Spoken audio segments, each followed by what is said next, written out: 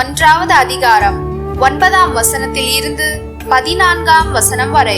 சகோதர சகோதரிகளே, நீங்கள் நற்செய்தியை ஏற்றுக்கொண்ட நாள் முதல் உங்களுக்காக தவறாமல் இறைவனிடம் வேண்டி இவ்வாறு அவரிடம் கேட்டுக்கொள்கிறோம். நீங்கள் முழு ஞானத்தையும் ஆவிக்குரிய அறிவு திறனையும் பெற்று கடவுளின் திருவுளத்தை பற்றிய அறிவை நிறைவாக அடைய வேண்டும். நீங்கள் அனைத்திலும் ஆண்டவருக்கு உகந்தவற்றை செய்து அவருக்கு ஏற்புடையவர்களாய் நடந்து கொள்ள வேண்டும். நீங்கள் பயன் தரும் நற்செயல்கள் அனைத்தையும் செய்து கடவுளை பற்றிய அறிவில் வளர வேண்டும். நீங்கள் முழு மன உறுதியோடும் பொறுமையோடும் இருக்குமாறு தம் மாட்சிமிகு ஆற்றலுக்கேற்ப தம் வல்லமையால் அவர் உங்களுக்கு வலுவூட்ட வேண்டும். மகிழ்ச்சியோடு தந்தையாம் கடவுளுக்கு நன்றி செலுத்துங்கள். அவர் இறை மக்களுக்கான ஒளிமயமான உரிமை பேற்றில் பங்கு பெற உங்களை தகுதி உள்ளவர்கள் ஆக்கி உள்ளார்.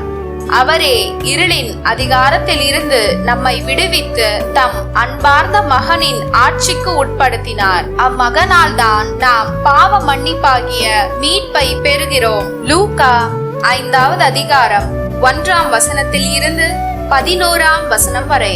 அக்காலத்தில் இயேசு கெனசரேத்து ஏரிக்கரையில் நின்று கொண்டிருந்தார். திரளான மக்கள் இறை வார்த்தையை கேட்பதற்கு அவரை நெருக்கி கொண்டிருந்தனர். அப்போது ஏரிக்கரையில் 2 படகுகள் நிற்க கண்டார். மீனவர் படகை விட்டு இறங்கி வலைகளை அலசி கொண்டிருந்தனர்.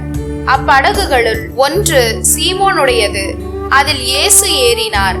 அவர் கரையில் இருந்து அதை சற்றே தள்ளும்படி அவரிடம் கேட்டுக்கொண்டு படகில் அமர்ந்தவாறே மக்கள் கூட்டத்துக்கு கற்பித்தார். அவர் பேசி முடித்த பின்பு சீமோனை நோக்கி, ஆழத்திற்கு தள்ளி கொண்டு போ, மீன் பிடிக்க உங்கள் வலைகளை போடுங்கள் என்றார். சீமோன் மறுமொழியாக, ஐயா, இரவு முழுவதும் நாங்கள் பாடுபட்டு உழைத்தும் ஒன்றும் கிடைக்கவில்லை. ஆயினும் உமது சொற்படியே வலைகளை போடுகிறேன் என்றார். அப்படியே அவர்கள் செய்து பெருந்திரளான மீன்களை பிடித்தார்கள். வலைகள் கிளிய தொடங்கவே மற்ற படகில் இருந்த தங்கள் கூட்டாளிகளுக்கு சைகை காட்டி துணைக்கு வருமாறு அழைத்தார்கள். அவர்களும் வந்து 2 படகுகளையும் மீன்களால் நிரப்பினார்கள். அவை மூழ்கும் நிலையில் இருந்தன. இதை கண்ட சீமோன் பேதுரு இயேசுவின் கால்களில் விழுந்து, ஆண்டவரே, நான் பாவி, நீர் என்னை விட்டு போய்விடும் என்றார்.